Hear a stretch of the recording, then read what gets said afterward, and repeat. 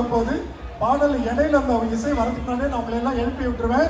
எழுந்து நின்று நான் 1 2 3 4 சொன்னேன். இந்த நாதசத்து மேலே இந்த அசைவுகளை நம்ம செய்ய போகிறோம். எதற்காக இதெல்லாம்? என் இனப்பாடல், என் மொழியை நான் கொண்டாடுறேன், அவ்வளோதான். எல்லா ஊரும் என் ஊர், எல்லா மக்களும் என் உறவினர். நல்லது கெட்டதும் பிற தந்து வர்றது கிடையாது. துன்பமும் ஆறுதலும் கூட அப்படிதான். இறப்பு ஒன்றும் புதிதில்லை, எல்லாருக்கும் வர்றதுதான். மகிழ்ச்சியான காலங்களில் வாழ்க்கையை கொண்டாடுறதும் இல்லை, துன்பம் வரும் காலங்களில் வாழ்க்கையை வெறுக்கிறதும் இல்லை.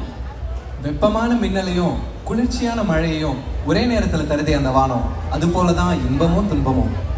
பெரிய கற்களையும் புரட்டி போட்ட காட்டாட்டு வெள்ளத்துக்கு இடையே போகிற சின்ன படகு மாதிரி இன்பத்தையும் துன்பத்தையும் கடந்து போறது தான் வாழ்க்கை அப்படிங்கிறத நம்ம முன்னோர்கள் நமக்கு சொல்லி கொடுத்துருக்காங்க.